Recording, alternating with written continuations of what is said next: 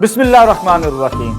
अस्सलामुअलैकुम dear students, इस video lecture के अंदर हम first year mathematics national book foundation की book chapter number 6 exercise 6.2 start करेंगे। इससे पहले हम 6.1 को कंप्लीट कर चुके हैं नेशनल बुक फाउंडेशन की बुक का। आप वो प्लेलिस्ट में जाके मेरे वीडियोस लेक्चर देख सकते हैं। चैप्टर नंबर 6 हमारे पास परमुटेशन और कॉम्बिनेशन है, लेकिन परमुटेशन और कॉम्बिनेशन से पहले हमने 6.1 के अंदर फैक्टोरियल को डिस्कस किया। जब तक हमें फैक्टोरियल का कंसेप्ट क्लियर नहीं होगा तब तक हमारे लिए परमुटेशन और कॉम्बिनेशन को समझना आसान नहीं होगा। 6.1 के अंदर हमने काफी डिटेल के साथ इससे रिलेटेड क्वेश्चंस और इसका कंसेप्ट समझा कि हम फैक्टोरियल को क्यों यूज करते हैं।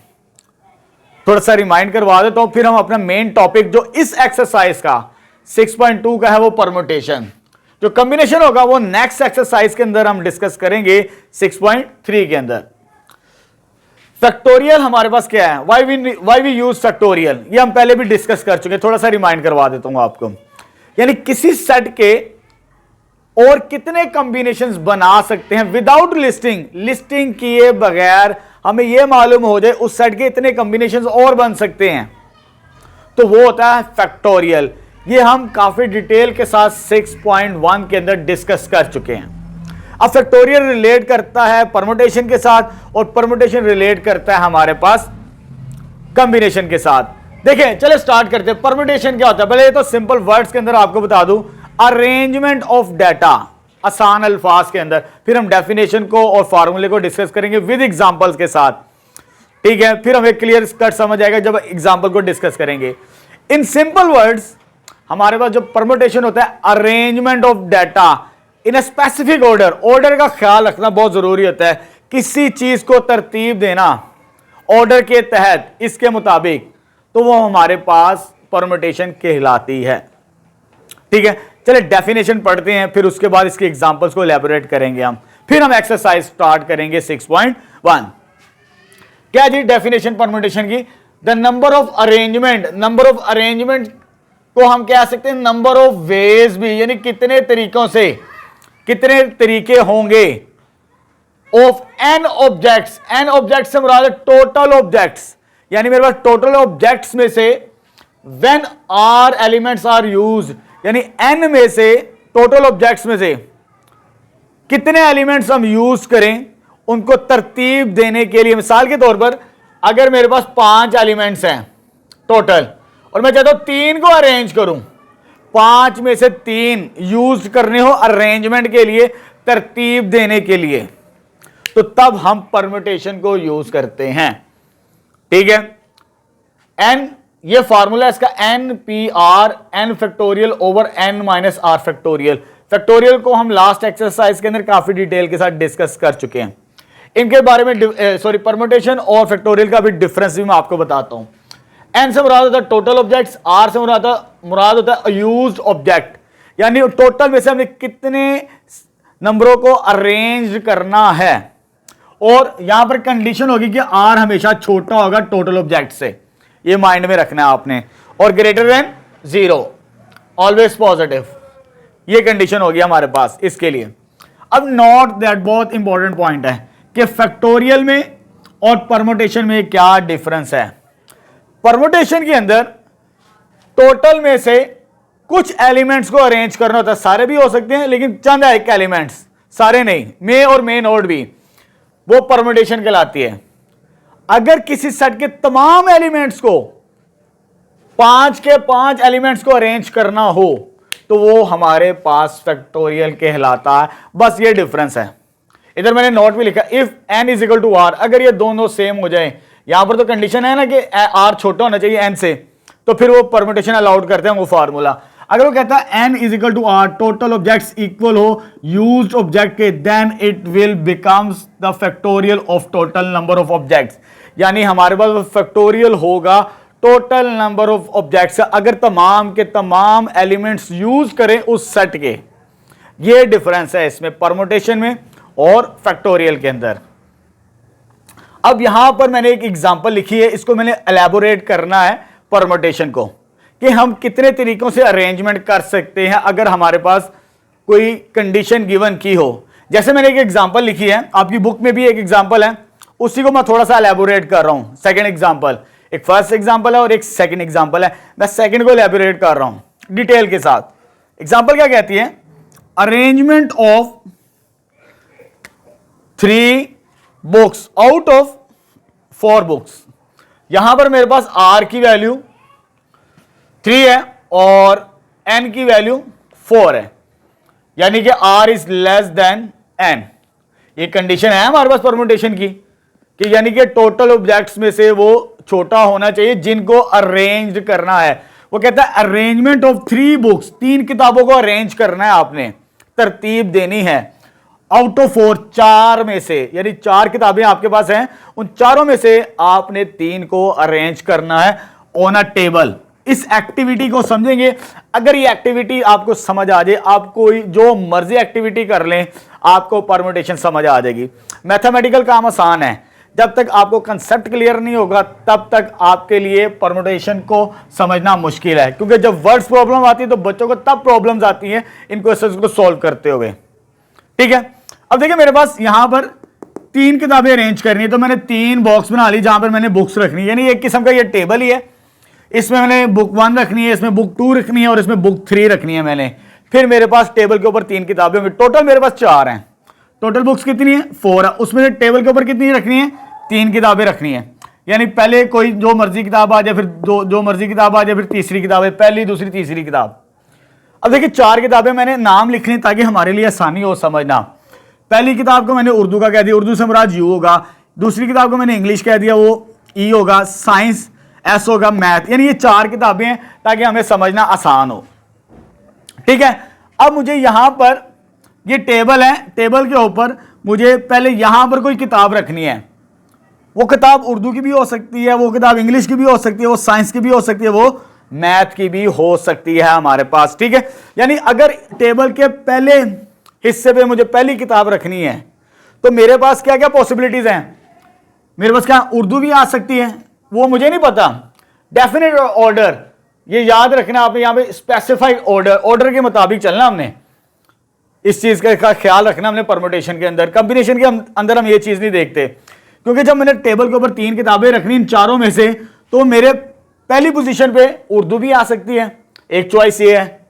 इंग्लिश भी आ सकती है, एक चॉइस मेरे पास ये भी है, वो हमारी चॉइस है, कंडीशन पोज नहीं की उसने। तीसरी ये चॉइस भी हो सकती है और चौथी ये चॉइस भी हो सकती है। यानी मेरे पास 4 चॉइसेस हैं। यहां पर नंबर ऑफ चॉइसेस को जहन में रखना है। यानी अगर सबसे पहले मुझे कोई भी किताब रखनी टेबल के ऊपर, मैं उर्दू भी रख सकता हूं, मैं इंग्लिश भी रख सकता हूं, मैं साइंस भी रख सकता हूं और मैथ भी रख सकता हूं। नंबर ऑफ चॉइसेस मेरे पास 4 है। यानी इधर मेंशन कर लेते हैं चॉइसेस कितनी हो सकती है मेरे पास, मैक्सिमम चॉइसेस दैट इज 4। ठीक है, अगर मुझे कोई किताब रखनी है यहां पर, ये टेबल है समझ लें, पहली पोजीशन पर, फर्स्ट प्लेस के ऊपर, मिसाल के तौर पर मैंने उर्दू रख दी। मिसाल के तौर पर समझ लें, ये भी आ सकती है, ये भी आ सकती है, ये भी आ सकती है। 4 चॉइसेस है मेरे पास, 4 चॉइसेस आ गई, चारों में से कोई एक रख सकते हैं। मिसाल के तौर पर मैंने उर्दू रख दी। अब बाकी कौन सी बच गई, इंग्लिश, साइंस और मैथ। उर्दू तो मैंने पहली पोजीशन पे रख दी। अब मेरे पास पीछे कितनी चॉइसेस बची हैं, टोटल 4 थी ना, एक मैंने रख दी। अब इन 3 में से मैंने सेकंड प्लेस पे कोई बुक रखनी है, तो मेरे पास यहां पर चॉइसेस कितनी हो जाएंगी, दैट इज 3 इस केस के अंदर, क्योंकि जो बुक रख दी वो रिप्लेस नहीं करनी हमने, वो वहीं पर पड़ी है टेबल के ऊपर। मिसाल के तौर पर मैंने यहां पर कौन सी बुक रख दी, इंग्लिश की, तो यहां पर 3 चॉइसेस थी, ये भी आ सकती थी, ये भी आ सकती थी, ये भी आ सकती थी। अरेंजमेंट के अंदर चॉइसेस देखी जाती हैं। ये तो खत्म। मिसाल के तौर पर यहां पर मैंने इंग्लिश रख दी, यहां पर मैंने उर्दू रखी और यहां पर मैंने कौन सी रख दी, इंग्लिश, मिसाल के तौर पर। और मेरे पास कौन कौन सी रह गई पीछे, अब 2 में से कोई एक रखनी है, तो टेबल के ऊपर 3 बुक्स आ जाएंगी, वो मेरी चॉइस की। यानी मेरे पास इधर नंबर ऑफ चॉइसेस कितनी आ जाएंगी इस प्लेस के अंदर, 2 में से एक रखनी, लेकिन चॉइसेस कितनी है, 2 है, तो यहां पर कितनी चॉइसेस आ जाएंगी, मेरे पास 2 आ जाएंगी।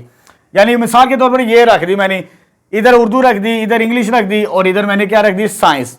कोई भी हो सकती थी, वो सिर्फ समझाने के लिए मैंने आपको रखा है। अब चॉइसेस पर गौर करें, यही अरेंजमेंट है मेरे पास। यानी फर्स्ट प्लेस के ऊपर 4 चॉइसेस थी मेरे पास, इन चारों में से कोई किताब आ सकती थी। ठीक है, मिसाल के तौर पर कोई रख दी, इधर बची 3 चॉइसेस, वो ये 3 आ जाएंगी मेरे पास। इधर कितनी बची? 2 चॉइसेस। ये जो चॉइसेस आ रही है मेरे पास, अगर इनको मल्टीप्लाई कर दिया जाए, 4 multiply by 3 multiply by 2 that is 24, यानी 24 तरीकों से मैं इन 4 किताबों को यहां पर तरतीब दे सकता हूं। यह है परमुटेशन हमारे पास, यानी तरतीब देना, टोटल में से जो सिलेक्ट करनी हो किताबें उसी के मुताबिक। तो यह हमारे पास अरेंजमेंट है। ठीक है, दो एग्जांपल से आपकी बुक के अंदर मैंने एक एग्जांपल काफी डिटेल के साथ एलैबोरेट कर दी। जब आपको ये एक्टिविटी इजीली समझ आ जाए तो आपकी बुक में जो एग्जांपल है ना, 6 डिजिट दिए हैं और चॉइसेस उसने 4 दिए हैं, उसको आप खुद प्रैक्टिकल वर्क करके देखिएगा, फिर आपको और ज्यादा क्लियर होगा हम कि परमुटेशन हम क्यों यूज करते हैं। देखिए, इस तरह तो मैं किताबें रखना शुरू करता तो मेरे पास 24 पॉसिबिलिटीज हैं, यानी 24 तरीकों से इन 4 किताबों को मैं टेबल के ऊपर अरेंज कर सकता हूं। अगर मैं शुरू होता तो मुझे 1 से 1.5 घंटा लग जाना था। ये किताब कॉम्बिनेशन हो गया, एक ये कॉम्बिनेशन हो गया, एक ये कॉम्बिनेशन हो गया, 1-1.5 घंटा लग जाता इस चीज को देखते हुए। लेकिन परमुटेशन ने हमारे लिए ये चीज आसान कर दी।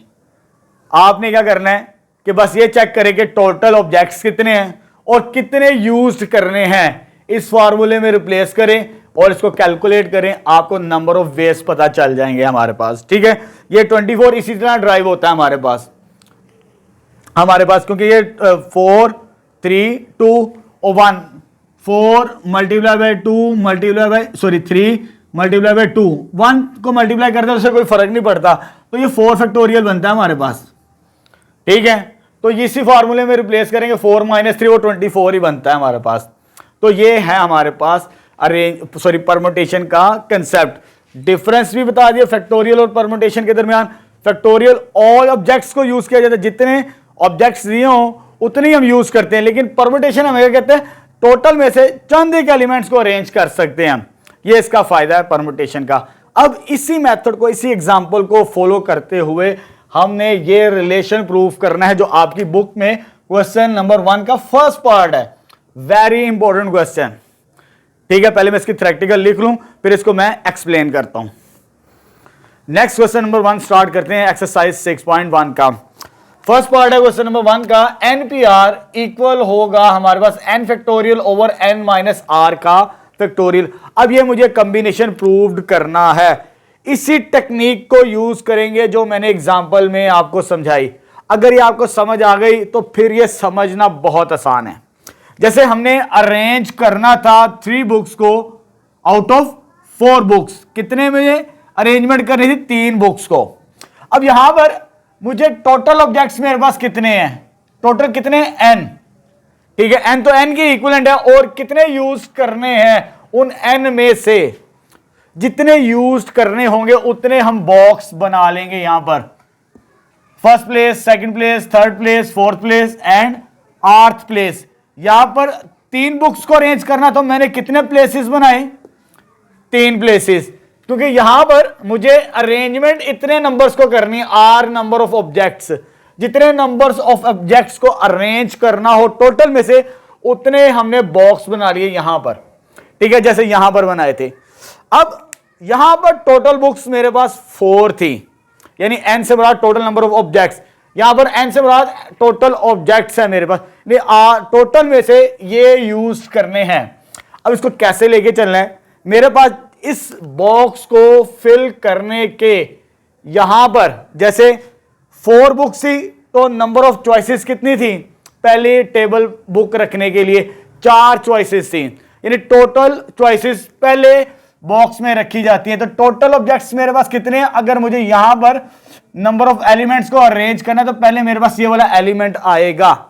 ठीक है, यहां पर इस बॉक्स के अंदर मेरे पास जो अरेंजमेंट बनेगी, चॉइसेस जो होंगी मेरे पास ऑब्जेक्ट्स को अरेंज करने की, वो मेरे पास क्या है? n चॉइसेस होंगी यहां पर फर्स्ट बॉक्स के अंदर। अब क्योंकि एक मेरे पास फिक्स हो चुका है, जैसे यहां पर नंबर ऑफ चॉइसेस 4 थी, जब मेरे पास नेक्स्ट बॉक्स में जाना है तो नंबर ऑफ चॉइसेस डिक्रीज हो जाएंगी, क्योंकि रिपीटेशन अलाउड नहीं होती है अरेंजमेंट के अंदर, परमुटेशन के अंदर हमें ऑर्डर के मुताबिक चलना पड़ता है। तो जब मुझे फर्स्ट प्लेस को फिल करना है कितनी चॉइसेस के साथ, मेरे पास n चॉइसेस हैं, क्योंकि टोटल ऑब्जेक्ट्स मेरे पास n है, तो यहां पर n नंबर ऑफ ऑब्जेक्ट्स, 1 भी हो सकता है, 2 भी हो सकता है, 3, जो n की वैल्यू होगी उसी के मुताबिक यहां पर चॉइसेस आएगी हमारे पास, ठीक है, मैक्सिमम नंबर। जब ये चॉइस हो चुकी उसके बाद, क्योंकि ये एलिमेंट सिलेक्ट हो चुका है, उसके बाद उससे डिक्रीज होगा, जैसे 4 था, 4 से एक डिक्रीज होगा, और डिक्रीज होने के बाद इधर मेरे पास चॉइसेस क्या बनेगी इस बॉक्स को फिल करने की, choices n-1 number of elements. उसके बाद इस बॉक्स को, थर्ड बॉक्स को फिल करने के लिए मेरे पास एक और काम हो जाएगी, नंबर ऑफ चॉइसेस कितनी आ जाएंगी इस बॉक्स को फिल करने के लिए, n-2। इसी तरह इस फोर्थ बॉक्स को अगर मुझे फिलअप करना है चॉइसेस के मुताबिक तो n-3 चॉइसेस आएंगी मेरे पास। यानी जब फर्स्ट बॉक्स के अंदर मुझे n ऑब्जेक्ट्स को अरेंज करना, मेरे पास n नंबर ऑफ एलिमेंट्स है, तो मेरे पास n चॉइसेस होंगी। जब अगले बॉक्स में फिलिंग करनी है तो एक कम हो चुका है उन n में से, तो उधर नंबर ऑफ चॉइसेस कितनी रह जाएंगी इस बॉक्स को फिल करने के लिए, n-1।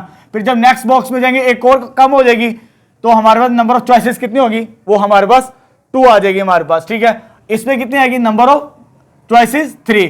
हमने कहां तक फिल करने, अर्थ और प्लेस तक, क्योंकि जितने अरेंजमेंट करनी होती है हमें उतने ही बॉक्स बनाने पड़ते हैं, तो मुझे अर्थ ऑब्जेक्ट्स को अरेंज करना है, यानी फिलअप करना अर्थ प्लेस तक। अब यहां पर हमारे पास कैसे होगा, n-r नहीं लिखना, देखिए जरा अरेंजमेंट में देखिए, इसको n-0 लिख सकता हूं समझाने के लिए मैं। फर्स्ट प्लेस है तो n-0, सेकंड प्लेस है तो n-1 यानी एक कम है, थर्ड प्लेस है तो n-2, फोर्थ प्लेस है तो नंबर ऑफ चॉइसेस कितनी है n-3।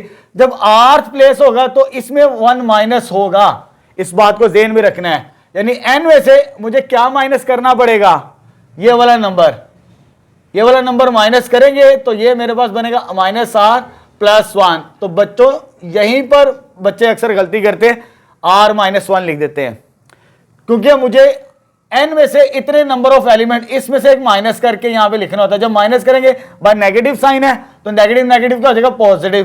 तो मेरे पास इतने ऑब्जेक्ट में से मुझे इतने यूज करने थे जिनको मैंने चॉइसेस के मुताबिक फिलअप कर दिया।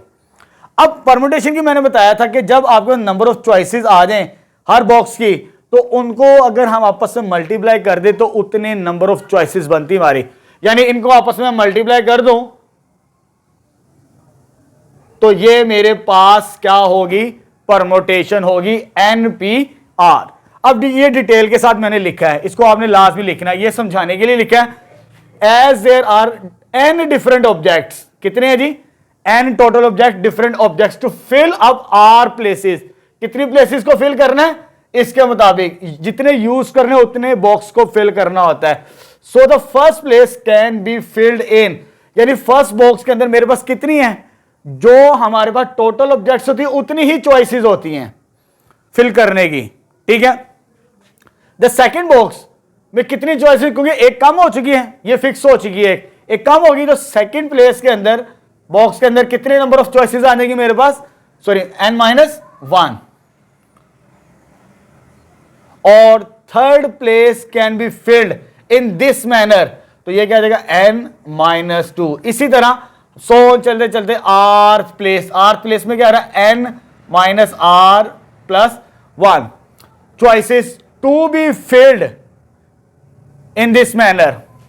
देन रूल फॉर प्रोडक्ट, इस रूल को हमने अप्लाई करना, रूल फॉर प्रोडक्ट, इससे फंडामेंटल प्रिंसिपल ऑफ काउंटिंग भी कहते हैं। ये हमने एक्सरसाइज 1.6.1 के अंदर डिस्कस किया था। देखिए मेरे पास अगर सेट ए, बी और सी हो, ए कितनी दफा आ रहा है, n टाइम्स आ रहा है, बी कितनी दफा आ रहा है, m टाइम्स आ रहा है, सी कितनी दफा आ रहा है, p टाइम्स आ रहा है, कैन बी अरेंज, देन इनको आपस में मल्टीप्लाई कर दिया जाए, यानी a इतनी दफा था, b इतनी दफा है और p इतनी दफा है, यानी कि जितने मेरे पास एलिमेंट्स हैं इनको आपस में मल्टीप्लाई कर देंगे तो मेरे पास टोटल नंबर ऑफ अरेंजमेंट आ जाएगी हमारे पास, क्योंकि ये सेट की फॉर्म में ही आ रही है हमारे पास। ये चॉइसेस मेरे पास n चॉइसेस हैं, इसमें n-1 चॉइसेस हैं, इसमें n-2 चॉइस हैं, क्योंकि एलिमेंट और भी हैं जैसे मैंने यहां पर मेंशन भी किया था जो आपको एग्जांपल समझाई। तो यहां पर बाय रूल फॉर प्रोडक्ट वो क्या कहता है, जितने बॉक्सेस होंगे उनको आपस में क्या करना पड़ेगा, मल्टीप्लाई कर दें, तो हमारे पास टोटल अरेंजमेंट आ जाएगी NPR। तो इधर लिखना पड़ेगा then by rule for product, यानी उस रूल के मुताबिक R places can be filled and different objects in different ways, इनको आपस में क्या करना है, मल्टीप्लाई करवाना है। तो ये आ जाएगा n into n-1 n-2 n-3 सो n-r+1, यानी इतने तरीकों से हम तरतीब दे सकते हैं इस कॉम्बिनेशन को NPR को, क्योंकि मुझे ये ड्राइव करना है। ये तो अभी उसके कॉम्बिनेशन हम यूज कर रहे हैं, फॉर्मूला लेफ्ट हैंड साइड को भी सॉल्व कर रहे हैं। ये NPR आया मेरे पास, NPR अभी इतना आया मेरे पास, ये कितना आ गया, n into n-1 n-2 n-3 so on n-r+1। अब मुझे इसे फैक्टोरियल फॉर्म के अंदर क्लोज करना है। अभी 6.1 के अंदर हम काफी डिटेल के साथ डिस्कस कर चुके हैं।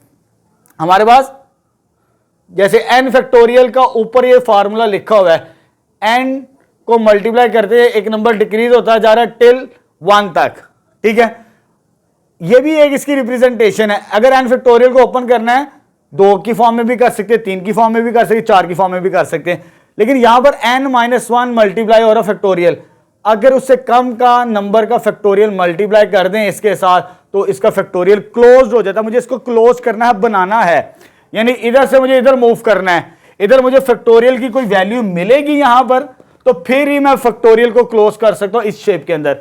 अब देखिए ये मेरे पास नंबर क्या है, n-r+1, इसमें से माइनस करना है, क्योंकि यहां पर ग्रेटर नंबर मल्टीप्लाई होता है, जो जिसका फैक्टोरियल होता है वो लोएस्ट नंबर होता है, उसमें एक माइनस हो रहा होता है। जब इसमें एक माइनस करेंगे n-r+1 ये कैंसिल हो गए, n-r का फैक्टोरियल बनता है, यानी इसके साथ मल्टीप्लाई करें और डिवाइड करेंगे तब ऊपर फैक्टोरियल बनेगा इस पूरे एक्सप्रेशन का। तो यहां पर आ जाएगा मेरे पास n-r फैक्टोरियल के साथ मल्टीप्लाई और n-r फैक्टोरियल के साथ डिवाइड करेंगे, और ये फैक्टोरियल क्लोज होगा मैक्सिमम नंबर का। तो मैक्सिमम नंबर इसमें सबसे बड़ा नंबर कौन सा है, इनके मल्टीपल में से, that is n factorial over n-r का फैक्टोरियल। तो ये प्रूव्ड हो गया हमारे पास इस कंडीशन के तहत। इसी तरह प्रूव करना है इस कॉम्बिनेशन को, और कोई मेथड नहीं है, क्योंकि ये स्टार्टिंग प्रूफ है। आपकी बुक में ये एलैबोरेट भी किया गया है, वहीं से भी आप देख सकते हैं, उसी के मुताबिक मैंने इसको प्रूव किया है। नेक्स्ट क्वेश्चन नंबर 1 का सेकंड पार्ट स्टार्ट करते हैं। हमें प्रूव करना है n इक्वल होगा nPn-1। अब हम इस कॉम्बिनेशन, इस फार्मूले की मदद से इस आइडेंटिटी को प्रूव करेंगे, ठीक है। nPn है मींस NPR इक्वल होगा n फैक्टोरियल ओवर n-r का फैक्टोरियल, यानी ऊपर तो n का फैक्टोरियल ही रहेगा, ये आ जाएगा n factorial divided bye n-r का फैक्टोरियल, तो इधर बनेगा n-n का फैक्टोरियल इज इक्वल टू, इधर आएगा n factorial divided by n-, यानी इधर n-r है तो इसमें से इसको माइनस करना है, तो n-n -1 minus n minus minus क्या हो जाएगा +1, तो इसको मैं लिखूं -n+1 का फैक्टोरियल, ठीक है। एक स्टेप आ जाएगा हमारा, और ये आ जाएगा n फैक्टोरियल डिवाइडेड बाय 0 का फैक्टोरियल, ये आ जाएगा n factorial over n cancel out 1 का फैक्टोरियल, 0 फैक्टोरियल और 1 फैक्टोरियल 1 के इक्विवेलेंट है। ये हमने 6.1 के अंदर डिस्कशन की थी इसकी, n फैक्टोरियल, तो हेंस प्रूव्ड हो जाएगा फर्स्ट पार्ट हमारे पास। नेक्स्ट क्वेश्चन नंबर 1 का थर्ड पार्ट स्टार्ट करते हैं। अब हमें प्रूव करना है NPR इक्वल होगा n इंटू n-1 PR-1। मैंने राइट हैंड साइड लेकर लेफ्ट हैंड साइड बनानी है, ठीक है। चलिए स्टार्ट करते हैं। लेफ्ट राइट हैंड साइड मैंने अज्यूम कर ली, ये n एज इट इज आ गया, तो n minus one P R minus one. अगर n है तो n का फैक्टोरियल, तो इधर क्या मेरे पास n माइनस वन, तो मीन्स n माइनस वन का फैक्टोरियल आ जाएगा डिवाइडेड बाय इन दोनों का डिफरेंस का फैक्टोरियल। इधर n माइनस आर है तो इधर n माइनस आर है, तो इन दोनों को माइनस करके हमने लिखना n माइनस वन। जब इसको माइनस करेंगे n minus one minus plus one हो जाएगा, तो ये साइन चेंज कर देगा इसका, जैसे मैंने इस पार्ट के अंदर बताया था आपको। तो ये plus one minus one plus one cancel out, ऊपर क्या बच गया n into n minus one का फैक्टोरियल डिवाइडेड बाय, सॉरी यहां पर फैक्टोरियल है, और यह आ जाएगा n माइनस आर का फैक्टोरियल। अब n into N minus one, यहां पर मैंने लिखा n into N minus one का फैक्टोरियल किसके बराबर होता है, n के फैक्टोरियल के बराबर, क्योंकि बड़े नंबर का फैक्टोरियल क्लोज्ड होना होता है, तो n बड़ा है, n is greater than n minus one, तो यह आ जाएगा n factorial over n minus r का factorial, that is the formula of npr। तो ये किसके बराबर है, npr, तो which is equal to left hand side. तो ये आइडेंटिटी भी हमने प्रूव्ड कर दी। अब आगे जितने भी कॉम्बिनेशंस हैं हमने इसी फॉर्मूले को यूज करते हुए प्रूव करने। बस क्वेश्चन नंबर वन का जो फर्स्ट पार्ट था उसको हमने इस एग्जांपल्स की मदद से प्रूव किया था। नेक्स्ट क्वेश्चन नंबर वन का फोर्थ पार्ट स्टार्ट करते हैं। मुझे प्रूव करना है N P R is equal होगा N minus one P R plus R into N minus one P R minus one. यहां पर अगेन मैंने राइट हैंड साइड कंसिडर कर ली, इसकी मदद से हम लेफ्ट हैंड साइड बनाएंगे, जैसे थर्ड पार्ट के अंदर हमने सॉल्यूशन फाइंड आउट किया। इस फॉर्मूले को यूज करेंगे हम परम्यूटेशन के। चलिए स्टार्ट करते हैं। इधर n माइनस वन है तो n माइनस वन का फैक्टोरियल आ जाएगा डिवाइडेड बाय, नीचे डिवाइड करेंगे इन दोनों को माइनस करके, यानी n minus one minus r का फैक्टोरियल। इसी फॉर्मूले के मुताबिक हम यूज करेंगे।